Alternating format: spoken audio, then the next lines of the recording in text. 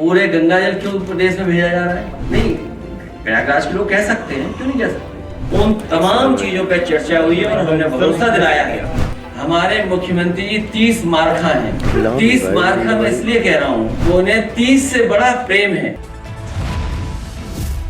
आज के कार्यक्रम के आयोजक राम लखन चौरसिया जी, डॉक्टर अजय चौरसिया जी और उनके साथ पूरे प्रदेश के जिम्मेदार सम्मानित प्रतिष्ठित चौरसिया समाज के लोग आज मौजूद थे, जिन्होंने मिलकर के स्वर्गीय शिवदयाल सिंह चौरसिया जी के बारे में न केवल उनका जीवन परिचय दिया, बल्कि जीवन में भर उन्होंने जो संघर्ष किया, आर्थिक, सामाजिक और राजनीतिक चेतना के साथ साथ आर्थिक, सामाजिक और राजनीतिक भागीदारी कैसे हो, उसके बारे में जो चर्चा हुई, मैं उन सब चौरसिया समाज के लोगों का बहुत बहुत धन्यवाद देता हूं, जिन्होंने पार्टी कार्यालय में आकर के शिवदयाल सिंह चौरसिया जी को याद किया।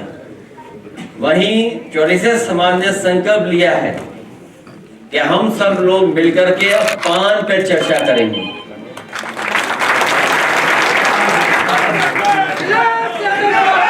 पान पे चर्चा होगी।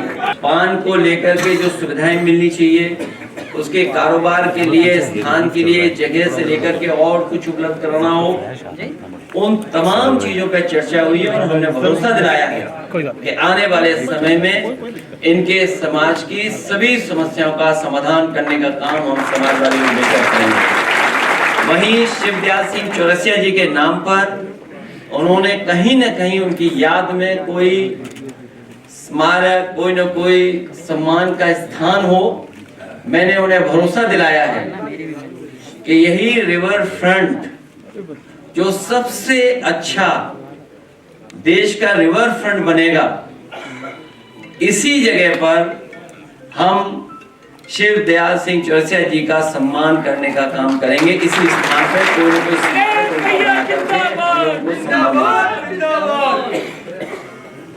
आज होली का त्योहार है।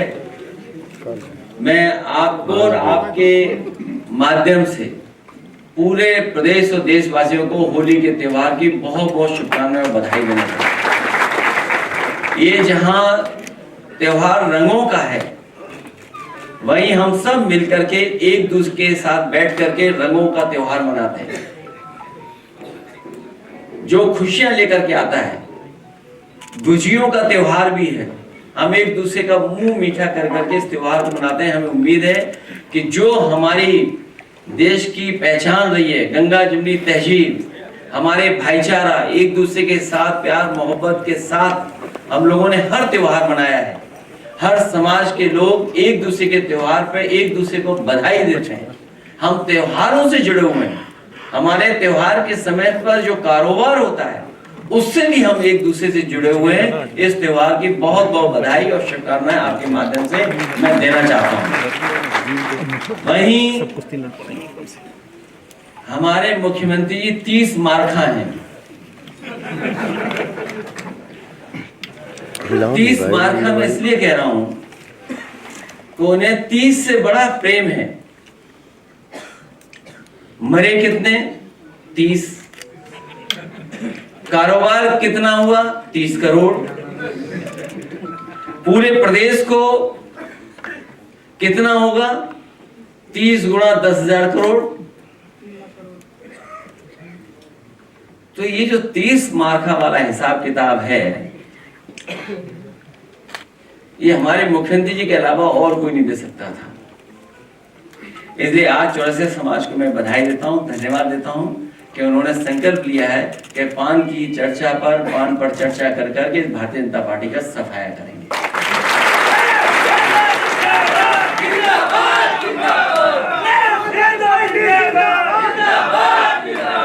समाजवादी पार्टी जिंदाबाद।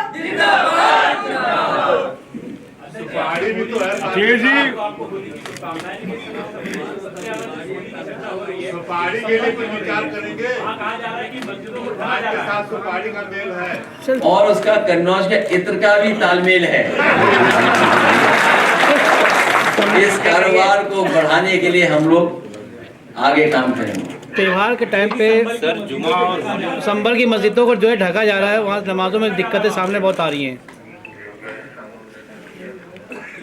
तीन तिगड़ा काम बिगाड़ रहा है। जो तिगड़ी है ये काम बिगाड़ रही है। कौन है सर? आप खुद हिसाब लगाओ। 30 मार्क का कौन है? तीन किसी एक का तो नाम बता दी सर। अभी सुप्रीम कोर्ट में जो है राज्य सरकार को लथाड़ लगाई है और कहा है कि डॉक्टर अली अहमद वानी जो इलाहाबाद यूनिवर्सिटी के प्रोफेसर थे उर्दू के प्रयागराज में, उनका मकान ढहा दिया गया बुलडोजर से, और उन्होंने कहा कि ये बुलडोजर से जो मकान गिराए जा रहे हैं, क्यों ना हम इनसे आपसे भी पैसे से मकान को बनवाया जाए। ये टिप्पणी की सुप्रीम कोर्ट में। सुप्रीम कोर्ट ने समय समय पर सरकार को निर्देश भी दिए। समय समय पर सरकार के खिलाफ पीछे वाले चिल्ला रहे हैं। सुप्रीम कोर्ट ने बहुत महत्वपूर्ण ऑब्जर्वेशन भी की है। उसके बावजूद भी सरकार मानने को तैयार नहीं है।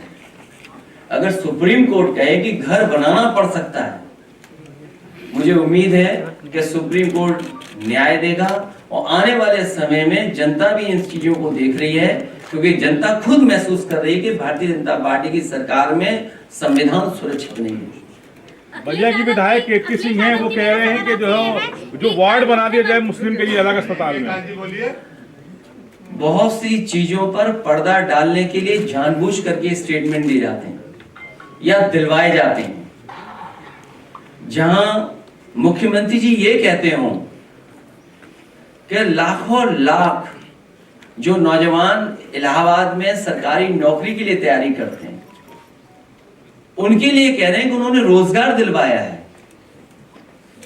मुझे कोई ये समझा दे कि सरकार ने कब फैसला लिया था वैधिक रूप से कि वो जो पर्सनल गाड़ी है वो कॉमर्शियल यूज कर सकते हैं, और फिर इसका मतलब तो ये हुआ कि हम नौजवान फिर 144 साल बाद रोजगार पाएंगे।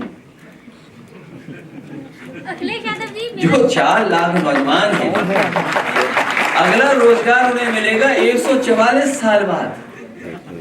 सोचिए, ये हमारे मुख्यमंत्री।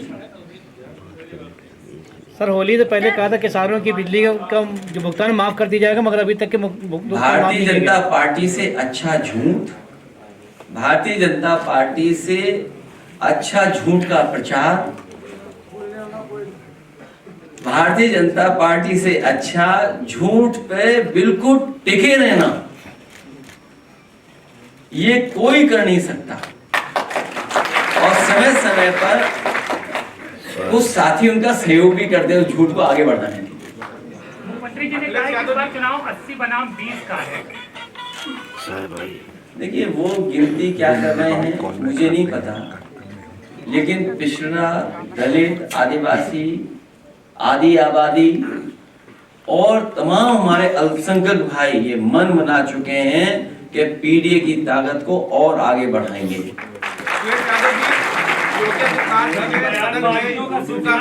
खिलाफ बोले थे और नीतीश कुमार 70 दिन की ट्रेनिंग में जो है उर्दू सिखाएंगे। भाजपा के जो सहयोगी नीतीश कुमार जी हैं, हमें और आपको यही नहीं पता लगता है कब हम उर्दू बोल रहे हैं, कब हिंदी बोल रहे हैं। तो फिर उनसे क्या उम्मीद करते हो आप? सोचिए, आप उर्दू का विरोध भी उर्दू में कर रहे थे वो, और अगर उनका भाषण पूरा निकालोगे तो आप में से बहुत सारे जागरूक समझदार लोग हैं, खुद बता दोगे उर्दू शब्द कितने इस्तेमाल किए हैं। ये बात समझनी चाहिए कि उर्दू भारतीय भाषा है, यहीं पर जन्मी भाषा है। उन्हें इस बात का भी नहीं पता था, याद होगा आपको नुज़ूल वाला मामला। सवाल आपसे ये है कि मुख्यमंत्री ने कल ये कहा था कि मेरे बारे में कोई कुछ भी सोचता है, लेकिन एक दिन पूरी दुनिया भगवा पहनेगी। तो इस बयान पर आप क्या कहना चाहेंगे? आप तो लाल रंग पहने, अब आप ही लाल रंग पहने थे, तो हम क्या करें अब इसके लिए? अब आप मुख्यमंत्री जी के सामने मत जाना। अखिलेश, जब लगातार कई बार करे भाजपा झूठ पे बोलती है, झूठ पे टिकी है, इन झूठों से आप कैसे निपटेंगे और कैसे पारंगतता पाएंगे? हमारी तैयारी चल रही है और बहुत मजबूती से तैयारी चल रही है। इस बार आपने तैयारी 24 में हारे हैं, 27 में न जाने कितना बुरा हारेगी भारतीय जनता पार्टी। और यहाँ बैठे हुए लोग भी हराने की तैयारी में हैं, यहाँ बैठे हुए लोग भी, मतलब वो तो है ही है, यहाँ वाले लोग भी हैं, आगे वाले ये सब ये 3-4 लोग जो बैठे हैं। अखिलेश जी के 27 में ही होगा सर कि 29 में, ये भी मतलब कंफ्यूज है। कोई कंफ्यूजन नहीं है, सबको पता है 27 में। जो ही पहले होगा। अखिलेश जी केतकी सिंह के बयान को लेकर आरएलडी मुखर हो गई, अपोजिट में खड़ी हो गई साथ भाजपा के साथ सहयोगी। ये बहुत सी चीजों पे पर्दा डालने के लिए स्टेटमेंट दिए जाते हैं, बहुत सी चीजों को छिपाने के लिए। सवाल तो मान लीजिए बेरोजगारी का सवाल है, महंगाई का सवाल है, कारोबार का सवाल है, किसान की आय का दोगुनी का सवाल है, लगातार हत्याएं हो रही हैं, लगातार लूट हो रही है, लगातार जान जा रही है, स्वास्थ्य सेवाएं ठप हैं, मेडिकल कॉलेज में इलाज नहीं है। क्या आप कल्पना कर सकते हो मेडिकल कॉलेज में कहीं इलाज नहीं? क्या आप कल्पना कर सकते हो सरकारी अस्पतालों में इलाज नहीं, एम्बुलेंस नहीं चल पा रही है, और पुलिस को बेईमान बना दिया हो, इतनी करप्ट। मैंने कई बार कहा कि पुलिस को और विभागों को कभी नहीं किया होगा जितना इस सरकार में करप्शन हो रहा है। आप सोचिए, गोरखपुर लिंक रोड कितने हजार करोड़ की है, कितने हजार करोड़ की रोड है, सोचिए 90 किलोमीटर, 7,000 करोड़ की सड़क बन रही है, बताइए आप 7,000 करोड़। सुनने में आ रहा है कि 210 करोड़ पेड़ लगा दिए उत्तर प्रदेश में। भाई 7,000 करोड़ की सड़क पर किलोमीटर क्या हुई? और आपके कानपुर वाली 60 किलोमीटर की भी नहीं है, बहुत कम है, वो पर किलोमीटर कितने की हुई सड़क? तो करप्शन कोई करे तो बीजेपी जैसा करे करप्शन। ये करप्शन का कोई मानक होगा क्या? अभी तो बहुत सी चीजें जो अभी नहीं आई है सामने। तो सबसे करप्ट पार्टी, किसान की आय दोगुनी नहीं, नौकरी रोजगार नहीं, महंगाई पे कोई नियंत्रण नहीं, निवेश कुछ हुआ नहीं, दुनिया में निवेश आपके देश में करना नहीं कोई चाहता। 94 लाख करोड़ शेयर में डूब गए, उनके बारे में और शेयर तो इसलिए डूब गए क्योंकि विदेश के लोग या जो कारोबार करना चाहते थे लोग, वो अपना पैसा बाहर निकाल रहे हैं, क्योंकि वो देख रहे हैं कि भारत की इकोनॉमी अर्थव्यवस्था वो बेहतर नहीं हो रही है, मुनाफा नहीं हो रहा। तो जब मुनाफा नहीं होगा तो क्या आप सोचते हैं? और आपका बाजार बिकने जा रहा, पूरा बाजार किसी के हवाले कर दिया। अभी सुन रहे होंगे आप भी, एमओयू पहले इनसे फिर इनसे एमओयू, आपका पूरा बाजार, पूरा कस्टमर जा रहा है आपके हाथ से। वो आपके देश को वो कस्टमर देख रहे हैं, आपको बाजार की निगाह से देख रहे हैं। न केवल वोटर लिस्ट में सुधार होना चाहिए, बल्कि सुधार इस बात का भी होना चाहिए कि जो वोटर है वो वोट डाल ले। बीजेपी ने तो नई स्ट्रेटजी बनाई कि वोट ही नहीं डालने दो किसी को। जब वोट ही नहीं पड़ेगा तो गिना क्या जाएगा? इसीलिए हमने अपने चौरसिया समाज के लोगों से आज कहा, हमारे पार्टी के नेताओं ने भी कहा कि सबसे पहले अपना वोट बनाएं, जो 18 साल से ऊपर हो गए वो वोट बनाना शुरू करें, अपनी वोटर लिस्ट को बेहतर करें। सर दो सवाल है सर, गेहूं की एमएसपी में बढ़ोतरी हुई है कुल 150 रुपए, हालांकि लागत ज्यादा है। और दूसरा सवाल ये, जेपीएनआईसी को एक प्राइवेट कंपनी को दे करके उसको फिर से रिनोवेट और चालू करने की बातचीत चल रही है। देखिए, किसान बाजार बेच दिया,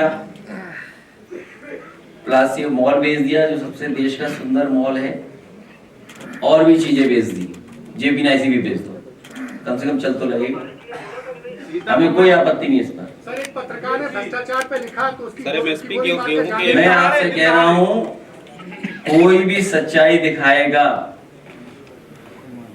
तो उसके खिलाफ कार्रवाई सरकार करेगी, नहीं करेगी तो कोई और दूसरी कार्रवाई करवा दें किसी से।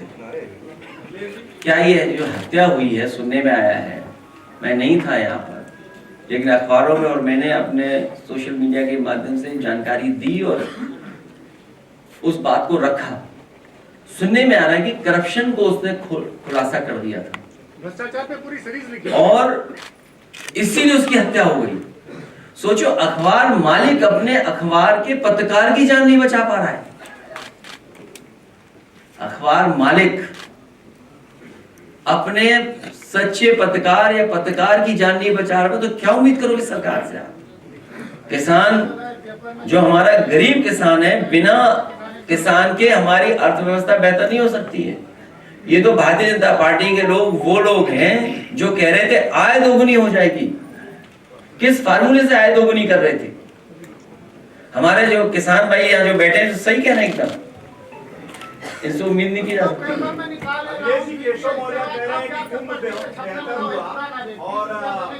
कोई गन्ने का रेट नहीं बढ़ाया इन्होंने और पर्ची में भी हेरा फेरी कर रहे हैं। हाँ उनकी आय तो इतनी हो गई, हमारा अभी नहीं को पता है। ये दूसरों को बदनाम करने लगते हैं इनके माध्यम से, जो हमारे सामने लगे हुए कैमरे। भैया भगदड़ के दौरान 67 नंबर तक के शव रिकॉर्ड किया गया, लेकिन अभी भी जो डेटा है वो ऊपर तक के सही नहीं पहुंचाया जा रहा, ये बातें आ रही हैं। देखिए बहुत सी बातें इधर उधर हम लोग करने लगते हैं। ये जो साथी है ये कभी न कभी तो खुलासा होगा। पूरे प्रयागराज में कई सार्वजनिक स्थल पर, पब्लिक प्लेसेस पर, खोया पाया केंद्र पर लोग अपने लोगों को ढूंढ करके, परिवार के सदस्यों को ढूंढने आए, नहीं मिले तो उनके पोस्टर लगा दिए। और मुझे सुनने में आया है कि सरकार के इशारे पे जो पोस्टर लगाए गए थे वो भी हटाए जा रहे हैं। एक तरफ तो सरकार की जिम्मेदारी बनती है कि जो लोग खो गए हैं, जिनकी जानकारी नहीं मिल पा रही है, कम से कम परिवार के लोगों को वो जानकारी मिले। अगर सरकार नहीं कर रही, वो स्वयं ढूंढना चाहते हैं, तो वो पोस्टर भी हटा दे रहे हैं। थाने में एफआईआर नहीं दर्ज हो रही है।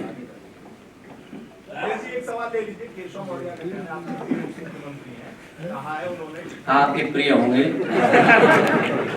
आप विधानसभा में आर्काइव में जो पढ़ा वो पढ़ लेना, देख लेना एक दोबारा।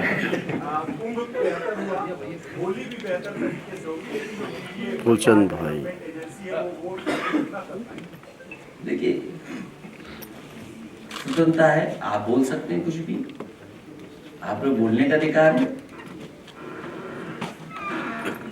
पीडीए परिवार इस बार बटने वाला नहीं है,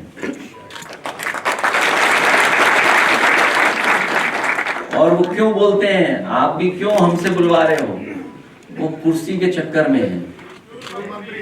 नहीं नहीं नहीं, वो किसी कुर्सी खींचना चाहते हैं, वो कुर्सी नहीं खींच पाएंगे।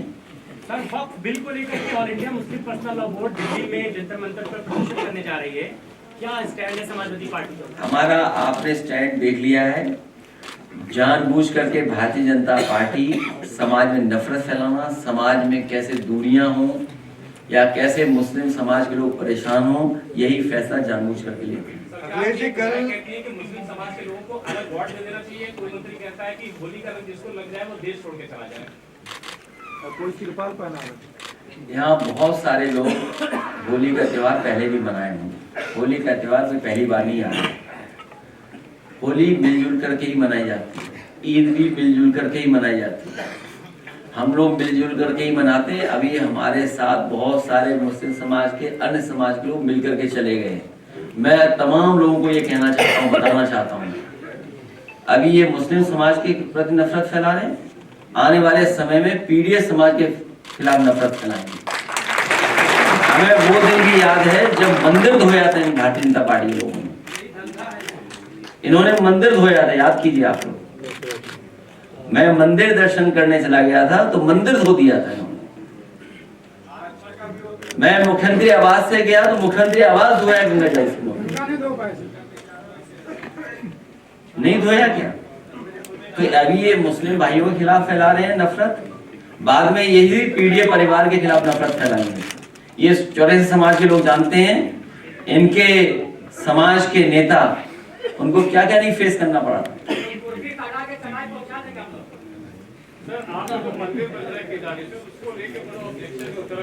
किसको ऑब्जेक्शन है? सर एक सवाल है सर, अभी पिछली प्रेस कॉन्फ्रेंस में आपने हेल्थ डिपार्टमेंट में 100% एफडीआई की बात करी थी। आप एलन मस्क का स्टारलिंक लिंक इंडिया में आ चुका है और जिसको जियो और एयरटेल ने सपोर्ट कर दिया। अब उसके बाद जो प्राइवेट प्लेयर्स है उनके खतरा, और जो दूसरा जो डेटा ब्रीच है, पेगासस हुआ हो या इस तरह का, तो सारा तो उनके पास चला जाएगा। तो कितना खतरनाक हो सकता है ये बड़े सवाल हैं। इसीलिए मैंने कहा कि भारतीय जनता पार्टी जानबूझ करके पर्दा डालती है, जिससे बहुत सारी सच्चाई छिप जाएगी।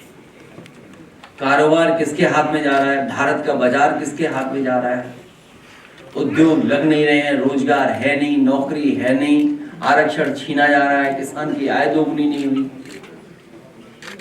ये देश भारतीय जनता पार्टी ने कमजोर किया है, आर्थिक रूप से भी और सामाजिक रूप से भी। समाज में नफरत फैलाने से देश कमजोर होगा। जो इनका आचरण है, जो इनकी भाषा है, जो इनका व्यवहार है, इसमें समाज को कमजोर करना है, समाज में दूरियां पैदा करना है और हमारे बाजार को पूरा का पूरा दूसरों के हाथ में दे दे रहे हैं। जब बाजार आपके हाथ में नहीं बचेगा तो कारोबार कौन करेगा कि आपके देश में? दूसरे लोग पूरा बाजार ले लेना है आपका। कल औरंगजेब और तैमूर ने बोला था योगी जी ने, किसी ने भी अगर नाम रखा तो पहले हम ही जाकर उससे मिलेंगे, इस पे क्या कहेंगे? ये खुद ही दूसरे प्रदेश से आकर के उत्तराखंड में बसे होंगे, आप पता कर लो, आप पता कर लो। मुझे किसी ने उत्तराखंड से खबर दी है कि ये भी दूसरे प्रदेश से आकर के उत्तराखंड में बसे। अब कल को संगम पे कहेंगे प्रयागराज के लोग कि पूरे गंगा जल क्यों प्रदेश में भेजा जा रहा है? क्यों भेजा जा रहा है गंगा जल, बताइए। जो नहा नहीं पाएंगे उनके लिए नहीं, प्रयागराज के लोग कह सकते हैं, क्यों नहीं कह सकते? अध्यक्ष जी, इस बार सदन में आपकी कमी खली थी, जिस तरह से बयानबाजी चल रही थी। 27 में आप लोग बेंच बदली हुई देखोगे,